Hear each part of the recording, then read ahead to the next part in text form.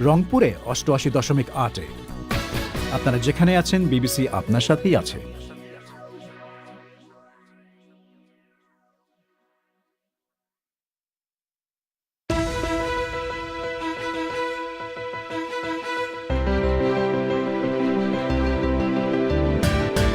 BBC বাংলার পরিক্রমায় প্রধান খবর, চীন সে দেশের সিনজিয়াং প্রদেশে উইগুর মুসলিমদের বিরুদ্ধে গণহত্যা চালানোর অভিযোগ অস্বীকার করেছে। বাংলাদেশে আজ প্রথমবারের মতো শেখ মুজিবের ৭ই মার্চের ভাষণের বার্ষিকী পালন করেছে বিএনপি, তবে আওয়ামী লীগ বলছে যে এটা নেহায়েতি রাজনৈতিক চমক। বাংলাদেশে করোনা ভাইরাসের প্রথম সংক্রমণ শনাক্তের ১ বছর, মহামারী কতটা নিয়ন্ত্রণে রাখা গেছে সে ব্যাপারে দেখা যাচ্ছে নানা রকমের মত। পার্শ্ববর্তী দেশের তুলনায় আমাদের সংক্রমণের হার কম, মৃত্যুর হার কম, সেটা নিয়ন্ত্রণে রাখা গেছে। খুব সার্থকভাবে মোকাবেলা করতে পেরেছি সেইটা দাবি করা কঠিন। খুব কার্যকর ব্যবস্থা কিন্তু নিতে পারিনি। আরও থাকবে ইতিহাসের সাক্ষী। এসব নিয়েই আজকের রাতের অনুষ্ঠান পরিক্রমা। তবে শুরুতেই বিশ্ব সংবাদ।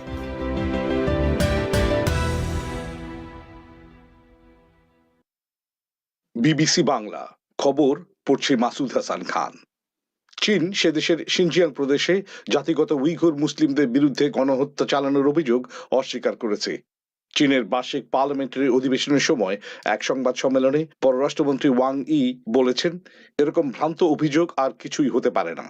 ওই প্রদেশের লক্ষ লক্ষ উইঘুরকে বন্দি শিবিরে আটক করে রাখার অভিযোগ প্রত্যাখ্যান করে চীন বলে থাকে যে এগুলো হচ্ছে পুনঃপ্রশিক্ষণ শিবির, যেগুলোর লক্ষ্য উগ্রপন্থা ও বিচ্ছিন্নতাবাদ দমন এবং চীনা ভাষা ও কর্মসংস্থানের প্রশিক্ষণ দেয়া। মিয়ানমারে সামরিক অভ্যুত্থানের বিরুদ্ধে বিক্ষোভকারীদের ওপর আজ আবারও গুলিবর্ষণের ঘটনা ঘটেছে। বিভিন্ন শহরে আজ বিপুল সংখ্যক লোক রাস্তায় নেমে বিক্ষোভ প্রদর্শন করে। এর মধ্যে বাগান শহরে বিক্ষোভকারীদের উপর পুলিশ গুলিবর্ষণ করে, তবে এতে আগ্নেয়াস্ত্রের গুলি ব্যবহৃত হয়েছে কিনা তা পরিষ্কার নয়। এই বিক্ষোভে গত কয়েকদিনে নিহত ৫০ জনেরও বেশি লোকের স্মরণে মিয়ানমারের দ্বিতীয় বৃহত্তম শহর মান্দালেতে এক বিরাট অবস্থান ধর্মঘট পালিত হয়। একজন ব্রিটিশ ইরানিয়ান নারী নাজনীন জাগারি র্যাটক্লিফকে ৫ বছর কারাভোগের পর মুক্তি দিয়েছে ইরান। তবে তাকে সম্প্রতি দায়ের করা আরেকটি মামলায় আগামী সপ্তাহে আদালতে হাজিরা দেওয়ার জন্য বলা হয়েছে। মিসেস জাগারি র্যাটক্লিফের বিরুদ্ধে গুপ্তচর বৃত্তির অভিযোগ আনা হয়েছিল, যে অভিযোগ তিনি অস্বীকার করেন। সুইজারল্যান্ডে এক গণভোটে মুসলিম নারীদের বোরকা বা নিকাব সহ প্রকাশ্য স্থানে মুখ ঢাকা পোশাকের উপর নিষেধাজ্ঞা আরোপের এক প্রস্তাব সামান্য ব্যবধানে অনুমোদিত হয়েছে বলে আভাস পাওয়া যাচ্ছে। দক্ষিণপন্থী সুইস পিপলস পার্টি এই গণভোটের প্রস্তাব করেছিল। কিছু সমর্থক এরকম নিষেধাজ্ঞা নারীর সমানাধিকারের জন্য উপকারী হবে বলে মনে করলেও সরকার বলেছিল, একজন নারী কি পোশাক পরবে তা ঠিক করা রাষ্ট্রের কাজ নয়। সুইজারল্যান্ডের প্রায় ৪ লক্ষ মুসলিমের মধ্যে মাত্র ৩০ জনের মতো নারী নিকাব পরে থাকেন বলে মনে করা হয়।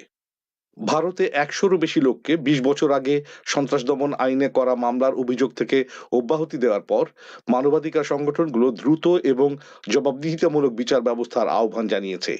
গুজরাটে ২০০১ সালে একটি ধর্মীয় সমাবেশে যোগদানরত ১২৭ জন মুসলিমকে একটি নিষিদ্ধ সংগঠনের সদস্য বলে অভিযোগ করা হয়েছিল।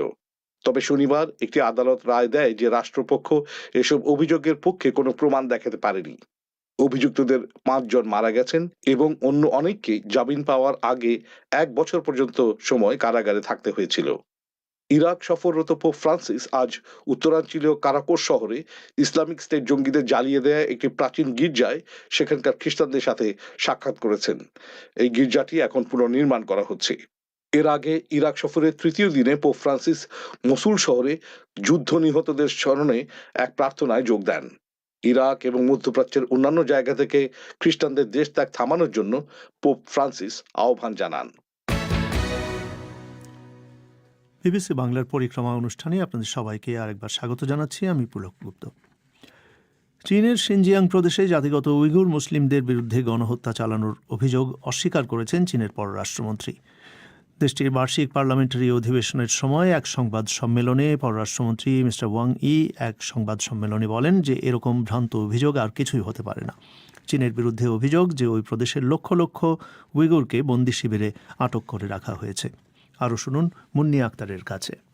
চীনের বার্ষিক জাতীয় কংগ্রেস চলার সময় প্রতি বছরই দেশটির পররাষ্ট্রমন্ত্রী একটি সংবাদ সম্মেলন করে থাকেন, যা ফলাও করে প্রচার করা হয়। সেই এক সংবাদ সম্মেলনে পররাষ্ট্রমন্ত্রী ওয়াং ই এবার চীনের পররাষ্ট্রনীতির বিভিন্ন দিক নিয়ে নানা প্রশ্নের জবাব দেন।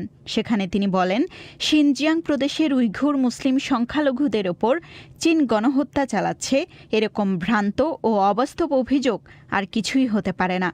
শিনজিয়াং প্রদেশে উইঘুর বন্দি শিবিরগুলো নিয়ে গত বেশ কয়েক বছর ধরেই আন্তর্জাতিক সংবাদ মাধ্যমে বহু খবর প্রচারিত হয়েছে। 2018 সালের অগাস্ট মাসে জাতিসংঘের একটি কমিটি বলেছে যে এসব শিবিরে 10 লাখের মতো উইঘুর মুসলিম এবং অন্যান্য সংখ্যালঘু জাতিসত্তার লোকদের বন্দি শিবিরে রাখা হয়েছে। মানবাধিকার সংগঠনগুলো বলছে এসব শিবিরে তাদের মগজ ধোলাই করা হচ্ছে। অভিযোগ উঠেছে জোর করে বন্ধ্যাকরণ এবং পিতামাতার কাছ থেকে ছেলে মেয়েদের আলাদা করে রাখারও।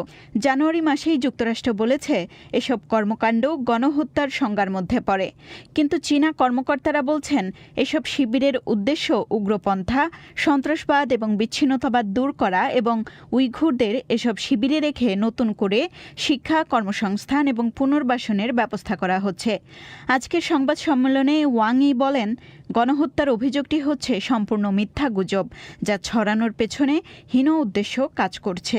একই সাথে তিনি মিয়ানমারে সাম্প্রতিক অভ্যুত্থান সত্ত্বেও সামরিক বাহিনীর নিন্দা না করা এবং হংকংয়ের নির্বাচনী আইনে পরিবর্তনের সমর্থনে যুক্তি তুলে ধরেন। মুন্নি আক্তার। বাংলাদেশের প্রধান বিরোধী দল বিএনপি স্বাধীনতার সুবর্ণ জয়ন্তী পালনের অংশ হিসেবে এই প্রথমবারের মতো ঐতিহাসিক 7ই মার্চ পালন করেছে।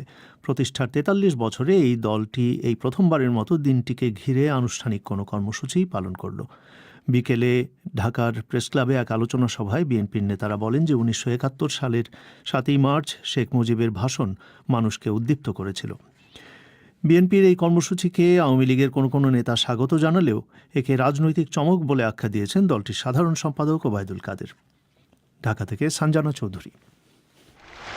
এবারে সংগ্রাম আমাদের মুক্তির সংগ্রাম, এবারে সংগ্রাম স্বাধীনতার সংগ্রাম।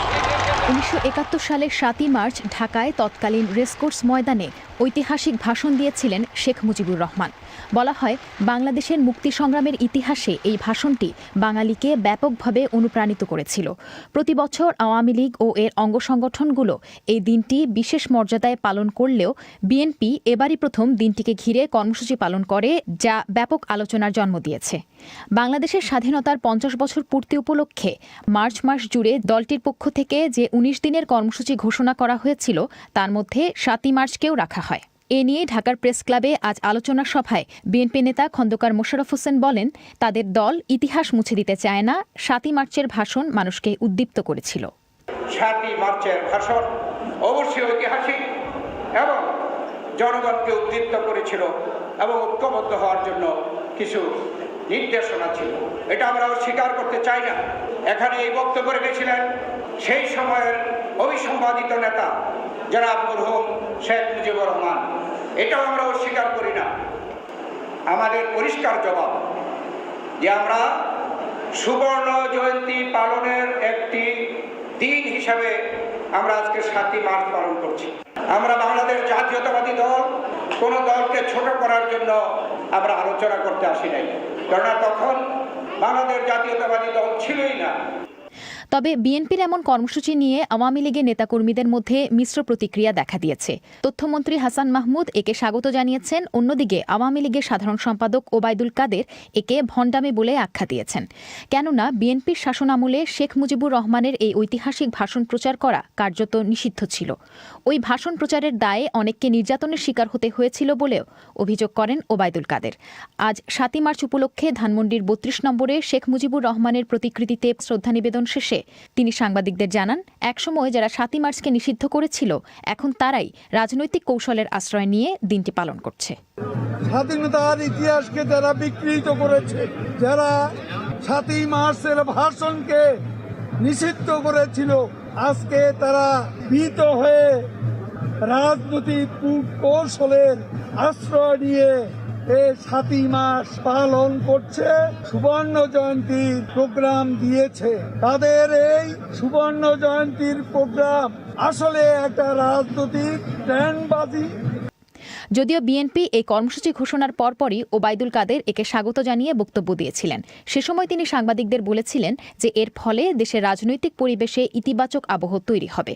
তবে বিএনপি তাদের আজকের আলোচনা সভা থেকে ৭ই মার্চের ঐতিহাসিক তাৎপর্যের বিষয়টি স্বীকার করলেও তাদের বক্তব্যের বড় অংশ জুড়েই ছিল ক্ষমতাসীন সরকারের সমালোচনা। বিএনপির মহাসচিব মির্জা ফখরুল ইসলাম আলমগীর বলেন, বর্তমান রাজনৈতিক প্রেক্ষাপটে একটি দলীয় ধারণা চাপিয়ে দেওয়ার চেষ্টা করা হচ্ছে। আজকে বাংলাদেশের যে রাজনৈতিক প্রেক্ষাপট, সেই প্রেক্ষাপটে সত্যকে সম্পূর্ণভাবে এড়িয়ে গিয়ে একটা দলীয় ধারণা এই জাতির উপরে চাপিয়ে দেওয়া হচ্ছে। আওয়ামী লীগ অত্যন্ত সুপরিকল্পিতভাবে এই নতুন প্রজন্মকে সেই ইতিহাস থেকে বঞ্চিত করে তাদেরকে একটা ভ্রান্ত ইতিহাস দিচ্ছে, একটা ধারণা দিচ্ছে যে একটাই মাত্র দল, একজনই মাত্র ব্যক্তি যারা এই দেশের সব কিছু এনে দিয়েছে। আমরা সেই ধারণাটা সত্যটা তুলে ধরতে চাই। প্রতিষ্ঠার পর এই প্রথমবারের মতো ৭ই মার্চে কোনো কর্মসূচি পালন করল বিএনপি। শেখ মুজিবুর রহমানের ঐতিহাসিক এই ভাষণটির তাৎপর্য আছে বলেই ২০১৭ সালে ইউনেস্কো এই ভাষণটিকে বিশ্বের গুরুত্বপূর্ণ প্রামাণ্য ঐতিহ্য হিসেবে স্বীকৃতি দিয়েছে বলে দলের নেতারা উল্লেখ করেন। সঞ্জনা চৌধুরী। শ্রোতাদের জানিয়ে রাখি, আগামীকাল ৮ই মার্চ থেকে শুরু হচ্ছে বিবিসি বাংলার নতুন টেলিভিশন অনুষ্ঠান বাংলাদেশ ট্রেন্ডিং, যা দেখতে পাবেন আপনারা প্রতি সোমবার রাত ৯টা ৩৫। আরে দারুণ ব্যাপার তো। কি ট্রেন্ড করছি আমি? মানে কি, মাশরাফির জায়গায় কি এবার আপনি ডাক পেলেন? আমার বোলিং দেখেছেন? তাও ঠিক। তাহলে কি? বিবিসিতে আমার নতুন শো বাংলাদেশ ট্রেন্ডিং। ওয়াও, কি থাকছে সেখানে? এই যে অনলাইনে এত আলাপ আলোচনা, এর কোনটা ঠিক আর কোনটি গুজব। আপনি একাই? প্যানেলিস্ট থাকবে কিছু, ট্রেন্ডিং সব ইস্যু নিয়ে জমে আলাপ হবে। কিভাবে দেখবো সেটা? প্রতি সপ্তাহে চ্যানেল আইতে এবং পরে ইউটিউবে। যেটাই ট্রেন্ডিং হোক সেটা নিয়েই আমাদের বাংলাদেশ ট্রেন্ডিং। বাংলাদেশে করোনা ভাইরাসের প্রথম শনাক্তের ১ বছরের মাথায় দেশে করোনা ভাইরাস রোগীর সংখ্যা ৫.৫ লাখ ছাড়িয়ে গেল, আর মৃত্যু হয়েছে প্রায় ৮,৫০০ মানুষের। এই ভয়াবহ ভাইরাসটি বাংলাদেশে শনাক্ত হবার পর গত ১ বছরের সংক্রমণ সামলাতে দেশটি কতটা সফল হয়েছে। পৃথিবীর বিভিন্ন দেশে যখন ভাইরাসের নতুন নতুন মিউটেশন ছড়াবার খবর আসছে, তার মধ্যেই টিকাদান কার্যক্রমে বাংলাদেশের কর্তৃপক্ষ ভবিষ্যৎ পরিস্থিতি বা কতটা নিয়ন্ত্রণ করতে পারবে। ঢাকা থেকে সাইদুল ইসলাম। বাংলাদেশে গত বছরের ৮ই মার্চ প্রথম একজন রোগী শনাক্ত হল। বছর শেষে সেই সংখ্যা দাঁড়িয়েছে ৫,৫০,৩৩০ জনে, আর মৃত্যু হয়েছে ৮,৪৬২ জনের। বাংলাদেশের স্বাস্থ্য অধিদপ্তরের অতিরিক্ত মহাপরিচালক ডাক্তার নাসিমা সুলতানা বলছেন, প্রতিবেশী অন্যান্য অনেক দেশের তুলনায় বাংলাদেশের পরিস্থিতি ভালোভাবেই সামাল দিয়েছেন বলে তারা মনে করেন। পার্শ্ববর্তী দেশের তুলনায় আমাদের সংক্রমণের হার কম, মৃত্যুর হার কম, সেটা নিয়ন্ত্রণে রাখা গেছে। সবাই মিলে একসাথে কাজ করা, এই স্বাস্থ্যবিধি মেনে চলা, যেটা মাস্ক পরা, এটা করার কারণেই সংক্রমণ কিছুটা নিয়ন্ত্রণে, মানে অন্যান্য দেশের তুলনায় আমাদের নিয়ন্ত্রণে ছিল এবং প্রতিরোধ করতেও সক্ষম হয়েছে আর কি।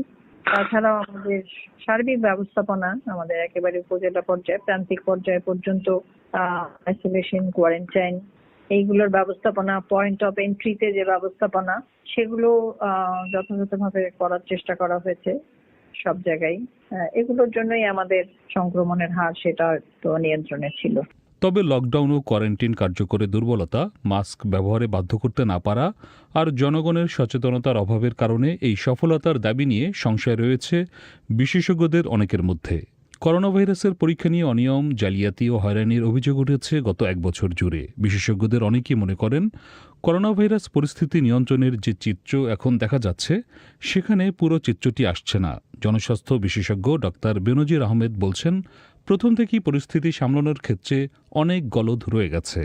আসলে আমরা খুব সার্থকভাবে মোকাবেলা করতে পেরেছি, সেইটা দাবি করা কঠিন। আমরা যদি বিমানটা আগে বন্ধ করতে পারতাম বাংলাদেশে, এটা যদি ২ সপ্তাহে আগে বন্ধ করতে পারতাম, তার একটা তাৎপর্যপূর্ণ ইম্প্যাক্ট পড়তো আমাদের সংক্রমণ নিয়ন্ত্রণে। ঠিক একইভাবে আমরা যদি কোয়ারেন্টাইন বলি, যে প্রথম উহান থেকে আসলো, আমরা কোনো মতো হসপিটালে কোয়ারেন্টাইন করেছি, কিন্তু ইতালি থেকে যখন আসলো আমরা তো পরে সময় পেয়েছিলাম, তাদের কিন্তু আমরা কোয়ারেন্টাইনটা ঠিক মতো করতে পারলাম না। তারপর যখন লকডাউনটা হয়, সেটাও কিন্তু যখন সংক্রমণের ঊর্ধ্বগতি সেই মে মাসের 31, তখন কিন্তু আমরা হঠাৎ করে সেই যোগাযোগ লকডাউন আমরা উঠিয়ে নিলাম। তার মানে এই জায়গাগুলোতে কোনো জায়গাগুলোতেই আমরা খুব কার্যকর ব্যবস্থা কিন্তু নিতে পারিনি। বিশেষজ্ঞরা বলছেন এখনই সন্তোষ প্রকাশ না করে করোনা ভাইরাসের মতো সংক্রমণ রোধে সামনের বছরও আরও দীর্ঘমেয়াদী পরিকল্পনা নেওয়া উচিত।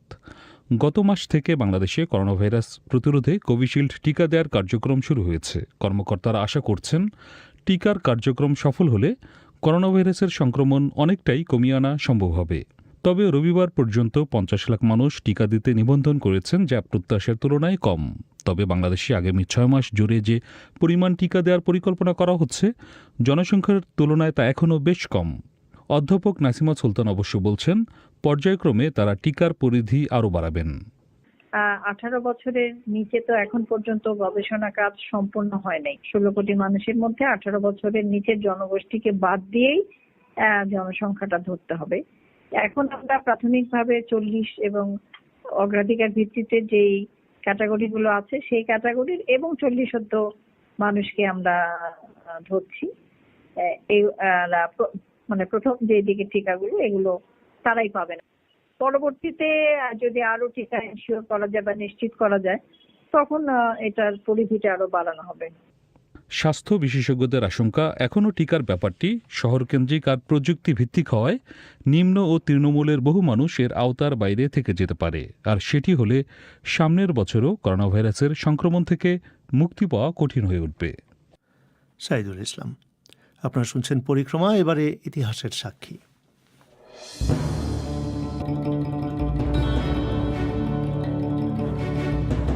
ইতিহাসের সাক্ষী। আজ আমরা ফিরে যাচ্ছি 1960 সালের শ্রীলঙ্কায়। দেশটি তখন পরিচিত সিলোন নামে। সে বছর দেশটির প্রধানমন্ত্রী নির্বাচিত হলেন সিরিমাবো বন্দরনাইকা। তিনি ছিলেন বিশ্বের প্রথম নারী প্রধানমন্ত্রী। স্বামী সলোমন বন্দরনাইকা নিহত হওয়ার পর রাজনীতিতে এসেছিলেন তিনি। সিরিমাবো বন্দরনাইকার মেয়ে সুনেত্রার সঙ্গে কথা বলে ইতিহাসের সাক্ষীর এই পর্বটি তৈরি করেছেন ফারহানা হায়দার। পরিবেশন করছে আমি Moazzem Hossain. You are the first woman prime minister in the world.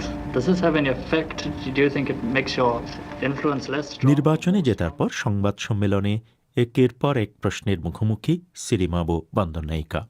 একজনের প্রশ্ন, বিশ্বের প্রথম নারী প্রধানমন্ত্রী হয়েছেন তিনি, এর ফলে রাজনীতিতে তাঁর প্রভাব কি কম না বেশি শক্তিশালী হতে যাচ্ছে? হেসে উত্তর দিলেন তিনি, বেশি শক্তিশালী। আরেকজনের প্রশ্ন, বিশ্বের সমস্যা সমাধানে পুরুষের চেয়ে নারী কি অনেক বেশি যোগ্য? নতুন প্রধানমন্ত্রী হেসে উত্তর দিলেন, সেটাও দেখতে হবে। My mother was incredible. She shed her reticence. আমার মা ছিলেন এক অসাধারণ মানুষ। তিনি তার চাপা স্বভাব আর লাজুক স্বভাব ঝেড়ে ফেলে সামনে এগিয়ে আসলেন। তিনি সব ধরনের রাজনৈতিক মঞ্চে এসে কথা বললেন। সিরিমাবো বন্দরনাইকার জন্ম হয়েছিল এক বিখ্যাত সিংহলি পরিবারে। তার স্বামী ছিলেন একজন উচ্চাকাঙ্ক্ষী রাজনীতিক। পড়াশোনা করেছিলেন যুক্তরাজ্যের অক্সফোর্ড বিশ্ববিদ্যালয়ে। 1940 সালে তারা যখন বিয়ে করেন, সলোমন বন্দরনাইকা তখন মন্ত্রী। তাদের ছিল 3 সন্তান। সুনেত্রা তাদের বড় মেয়ে। স্বামীর মৃত্যুর আগে পর্যন্ত সিরিমাবো মূলত নানা ধরনের সমাজ কল্যাণ কাজেই নিজেকে নিয়োজিত রেখেছিলেন। 1955 সালে সলোমন বন্দরনাইকা তাঁর জাতীয়তাবাদী শ্রীলঙ্কা ফ্রিডম পার্টি থেকে প্রধানমন্ত্রী নির্বাচিত হলেন। এর মাত্র 8 বছর আগে শ্রীলঙ্কা 150 বছরের ব্রিটিশ ঔপনিবেশিক শাসন থেকে স্বাধীনতা লাভ করেছে। 1959 সালের সেপ্টেম্বরে এক বৌদ্ধ ভিক্ষু সলোমন বন্দরনাইকাকে গুলি করে হত্যা করলেন। The day my father was assassinated, he was taken to the hospital, but there was blood splattered. যেদিন আমার বাবাকে গুলি করা হয়, সেদিন তাকে হাসপাতালে নিয়ে যাওয়া হয়েছিল। সেদিন আমাদের বাড়ির সর্বত্র রক্ত ছড়ানো। আমরা সবাই একটা প্রচণ্ড শকের মধ্যে আছি। আমার মা তখন মানসিকভাবে পুরোপুরি বিধ্বস্ত। আততায়ী যখন বাড়িতে ঢুকে আমার বাবার দিকে কয়েক রাউন্ড গুলি করে, তখন সেই রুমে ছিলেন আমার মা। তিনি এই ঘটনায় মানসিকভাবে ভেঙে পড়েছিলেন। 1959 সালের 26শে সেপ্টেম্বর মিস্টার বন্দরনায়িকা হাসপাতালে মারা গেলেন। কিন্তু স্বামীর মৃত্যুতে শোক করার জন্য খুব বেশি সময় পেলেন না সিরিমাবো বন্দরনায়িকা। The party was rudderless and leaderless. So there was a lot of pressure on my mother, Mrs. তখন দল একেবারে নেতৃত্বহীন, দিক নির্দেশনাহীন। তখন আমার মা সিরিমাভো বন্দরনায়িকার ওপর চাপ তৈরি হলো দলের নেতৃত্ব গ্রহণের জন্য। স্বামীর মৃত্যুর পর রাজনীতিতে যাওয়ার কোনো ইচ্ছাই আমার মায়ের ছিল না। তখন তার 3 সন্তান পিতৃহীন। তিনি তার পুরোটা সময় এই 3 সন্তানকে বড় করার জন্য দেবেন বলে ঠিক করেছেন। কিন্তু তখন দল থেকে এবং সাধারণ মানুষের দিক থেকে এমন একটা চাপ তৈরি হলো যে তাকে শেষ পর্যন্ত রাজি হতে হলো। তিনি বুঝতে পারলেন এটি তার দায়িত্ব। পরের বছর নির্বাচনী প্রচারাভিযানের সময় মিসেস বন্দরনায়িকা তাঁর স্বামীর সমাজতান্ত্রিক নীতি অব্যাহত রাখবেন বলে অঙ্গীকার করলেন। শ্রীলঙ্কা ফ্রিডম পার্টি নির্বাচনে বিপুলভাবে জয়ী হল। But I remember we were all gathered around the radio. So finally, when it was clear that her party... যখন এটা পরিষ্কার হয়ে গেল যে তার দল বিজয়ী হয়েছে, তিনি খুবই খুশি হলেন।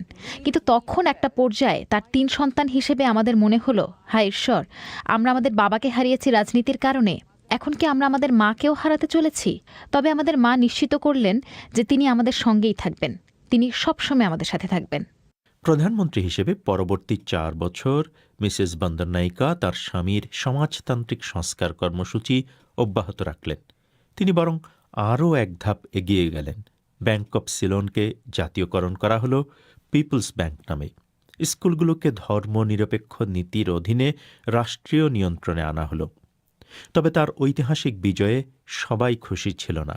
The reaction in the party, the Sri Lanka Freedom Party, was jubilation. But দলের মধ্যে তার বিজয়ে ব্যাপক উল্লাস দেখা গিয়েছিল, কিন্তু এটা বলতেই হবে, দেশের দক্ষিণপন্থী প্রতিক্রিয়াশীল গোষ্ঠী তাকে নিয়ে কাদা ছোড়াছুড়ি শুরু করলো। তাকে নিয়ে যেসব নোংরা কথা বলা সম্ভব সেগুলো বলতে শুরু করলো। তারা প্রশ্ন করতে শুরু করলো, একজন নারী কিভাবে একটা রাজনৈতিক দলের নেতৃত্ব দিতে পারে। এসব সমালোচনার জবাবে সিরিমাবো বন্দরনায়িকার প্রতিক্রিয়া কি ছিল? oh, my mother was a remarkable person. She was utterly unruffled. Her party... আমার মা ছিলেন খুবই অসাধারণ একটা মানুষ। তিনি এসবে মোটেই বিচলিত হননি। তার দল, দলের লোকজন, তারা বেশ বিচলিত হয়ে পড়েছিল। পুরুষদের অনেকে ছিল বিব্রত। কিন্তু আমার মা বললেন, এসব নিয়ে চিন্তা করো না। তিনি তার কাজ অব্যাহত রাখলেন। সিরিমাবো বন্দরনায়িকার স্বামীর রাজনৈতিক সাফল্যের পেছনে গুরুত্বপূর্ণ যে বিষয়টি কাজ করেছিল তা হল শ্রীলঙ্কায় ইংরেজির পরিবর্তে সিংহলি ভাষাকে রাষ্ট্রীয় ভাষা করার অঙ্গীকার। মিসেস বন্দরনায়িকা তাঁর স্বামীর সেই অঙ্গীকার বাস্তবায়ন করলেন। কিন্তু এই পদক্ষেপের ফলে শ্রীলঙ্কার তামিল সংখ্যালঘুদের সঙ্গে বিভেদের বীজ রোপিত হল। তবে আন্তর্জাতিক অঙ্গনে তিনি প্রথম থেকেই বেশ গুরুত্বপূর্ণ ছাপ রাখতে শুরু করলেন। তিনি হয়ে উঠলেন উন্নয়নশীল দেশগুলোর সবচেয়ে সুপরিচিত এক নেতা। The first woman premier is Mrs. Bandaranaike of Ceylon. She came across in a very strong way when she was negotiating one-to-one with leaders of other countries. তিনি যখন অন্যান্য দেশের এক একজন নেতার সঙ্গে মুখোমুখি বৈঠকে আলোচনায় বসেছেন, তখন তিনি নিজেকে একজন বলিষ্ঠ নেতা হিসেবে প্রমাণ করেছেন।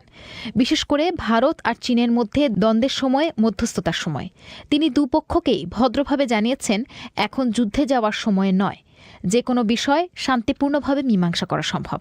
আর এসব ভূমিকায় পুরুষরা নিশ্চয়ই কিছুটা লজ্জা পেয়েছিল। 1965 সালের সাধারণ নির্বাচনে মিসেস বন্দরনায়িকা হেরে যান। তবে 1970 সালে তিনি আবার ক্ষমতায় ফিরে আসেন। রাজনীতিতে তিনি আরও বেশি করে বামপন্থার দিকে ঝুঁকে পড়েন। তিনি অনেক ধরনের জিনিসের আমদানি নিষিদ্ধ করেন, চা বাগানগুলো জাতীয়করণ করেন। 1972 সালে তিনি তাঁর দেশকে প্রজাতন্ত্র ঘোষণা করেন। নতুন সংবিধানে তিনি দেশের নামও সিলোন থেকে পাল্টে শ্রীলঙ্কা করেন। The new constitution clearly broke away from the British hold and we became an independent... শ্রীলঙ্কার এই নতুন সংবিধান পরিষ্কারভাবেই ব্রিটিশদের নিয়ন্ত্রণ থেকে দেশকে মুক্ত করল। Democratic socialist Republic of Sri Lanka, এটি নিয়ে তিনি খুবই গর্বিত ছিলেন। আন্তর্জাতিকভাবে মিসেস বন্দরনায়িকা শ্রীলঙ্কাকে জোট নিরপেক্ষ আন্দোলনের এক গুরুত্বপূর্ণ সদস্যে পরিণত করলেন। She firmly believed that although we were a tiny country, we should not align ourselves to either of the superpowers তিনি দৃঢ়ভাবে বিশ্বাস করতেন যে যদিও শ্রীলঙ্কা একটি ক্ষুদ্র দেশ, তারপরও আমাদের যুক্তরাষ্ট্র বা সোভিয়েত ইউনিয়ন এই দুই পরাশক্তির কোনো একটির দিকে ঝুঁকে পড়া উচিত হবে না। 1969 সালে প্রথম জোট নিরপেক্ষ শীর্ষ সম্মেলন হলো। তখন হতে একদম 1976 সাল পর্যন্ত জোট নিরপেক্ষ আন্দোলনের 4 বা 5টি সম্মেলন হয়। এর প্রতিটি সম্মেলনে তিনি একটা কথা বলেছিলেন, আমি আপনাদের সামনে কথা বলছি একজন নারী হিসেবে, একজন মা হিসেবে। আমি আপনাদের সবাইকে বলবো যে কোনো পরমাণু যুদ্ধকে না বলুন, কারণ যখন যুদ্ধ হবে তখন নারী এবং শিশুদেরকেই সবচেয়ে বেশি ভুগতে হবে। এই বার্তাটাই তিনি খুব বলিষ্ঠভাবে তুলে ধরেছিলেন। তবে আন্তর্জাতিক অঙ্গনে তাঁর এই অবস্থান সত্ত্বেও 1976 সাল নাগাদ নিজ দেশে মিসেস বন্দরনায়িকার জনপ্রিয়তা কম ছিল। বামপন্থীদের মধ্যেও তিনি সমর্থন হারাচ্ছিলেন। অর্থনীতিতে সংকট দেখা দিয়েছিল, জাতিগত বিভেদ মাথাচাড়া দিচ্ছিল। 1977 সালের নির্বাচনে তাঁর শোচনীয় পরাজয় ঘটল, কিন্তু ততদিনে তার 2 সন্তানের মধ্যে রাজনীতি নিয়ে বেশ উৎসাহ তৈরি হয়েছে। Amazingly, she didn't ever encourage any of the three of us to go into politics. Both my brother and sister took তিনি কখনোই 3 সন্তানের কাউকে রাজনীতিতে আসার জন্য উৎসাহিত করেননি। আমার ভাই এবং আমার বোন রাজনীতিতে জড়ালো এমনভাবে হাঁস যেভাবে পানিতে সাঁতার কাটে। আমার মা তার দ্বিতীয় সন্তান আমার বোন চন্দ্রিকাকে নিয়ে খুবই গর্ব অনুভব করতেন। খুবই ছোট বয়স থেকে চন্দ্রিকা রাজনীতিতে ভীষণ উৎসাহী ছিল। আমার মা দেখতে পেয়েছিলেন যে চন্দ্রিকার জন্মই হয়েছে যেন নেতা হওয়ার জন্য। 1994 সালে যখন প্রেসিডেন্ট নির্বাচন হবে, তখন আমার মা চন্দ্রিকাকে তার নিজের মেয়েকে শ্রীলঙ্কার ফ্রিডম পার্টির প্রেসিডেন্ট প্রার্থী হিসেবে বেছে নিলেন। The new president took her oath of office in all 3 of the country's main languages. The chiefs of the armed forces, resplendent in full ceremonial dress, stood behind her. She was overjoyed when my sister became the president of Sri Lanka. She saw the আমার বোন legacy. তখন শ্রীলঙ্কার president হলো। তিনি খুশিতে আত্মহারা হয়ে গিয়েছিলেন।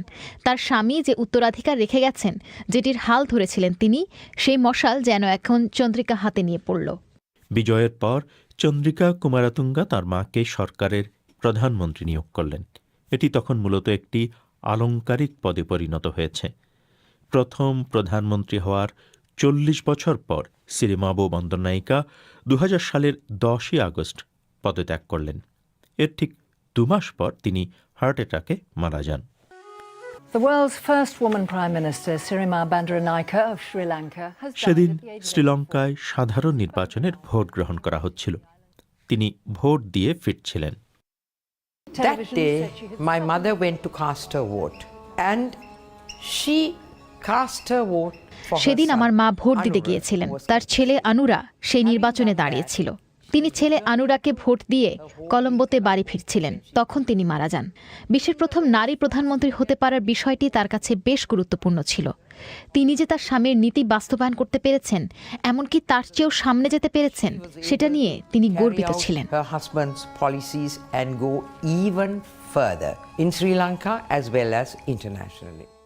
সিরিমাভো বন্দরনায়িকার স্মৃতিচারণ করছিলেন তাঁর মেয়ে সুনেত্রা।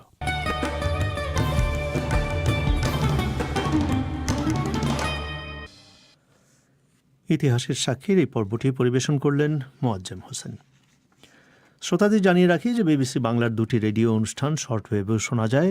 বাংলাদেশ সময় সন্ধ্যে 7:30 আর ভারতীয় সময় 7টায় প্রবাহ প্রচারিত হয় 9510 9900 আর 11750 কিলোহার্টসে, যথাক্রমে 31, 31 এবং 25 মিটার ব্যান্ডে। আর বাংলাদেশ সময় রাত 10:30 এবং ভারতের রাত 10টায় পরিক্রমা প্রচারিত হয় 7265 এবং 9585 কিলোহার্টসে, যথাক্রমে 41 ও 31 মিটার ব্যান্ডে। অনুষ্ঠান শেষ করবার আগে আজকের প্রধান খবরগুলো আরেকবার। চীন সে দেশের সিনজিয়াং প্রদেশে উইগর মুসলিমদের বিরুদ্ধে গণহত্যা চালানোর অভিযোগ অস্বীকার করেছে। আর বাংলাদেশে আজ প্রথমবারের মতো শেখ মুজিবের 7ই মার্চের ভাষণের বার্ষিকী পালন করেছে বিএনপি, তবে আওয়ামী লীগ বলছে যে এটা রাজনৈতিক চমক। আর বাংলাদেশে করোনা ভাইরাসের প্রথম সংক্রমণের আজ 1 বছর পুরো হয়েছে, কিন্তু মহামারী পরিস্থিতি কতটা নিয়ন্ত্রণে রাখা সম্ভব হয়েছে সে নিয়ে নানাজনের মধ্যে নানা রকমের মত দেখা যাচ্ছে। শেষ করছি পরিক্রমা। পরবর্তী অধিবেশন প্রবাহ প্রচারিত হবে বাংলাদেশের সময় আগামীকাল সন্ধ্যে 7:30, ভারতের সময় 7টায়। শুনবেন আশা করে। আমি পুলক গুপ্ত আজকের মতো এখানেই বিদায় নিচ্ছি। ভালো থাকবেন। শুভরাত্রি।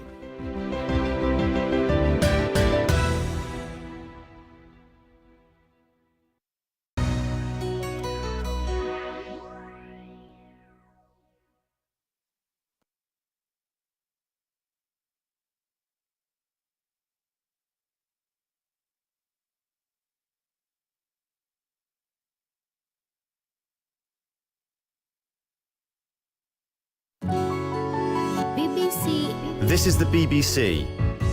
There are no programmes on this channel at present. Details of all our services are at bbcworldservice.com.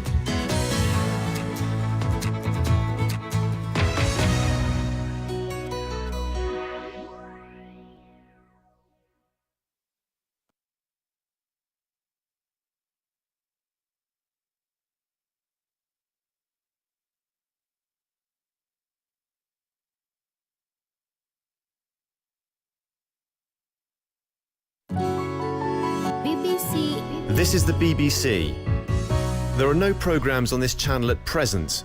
Details of all our services are at bbcworldservice.com.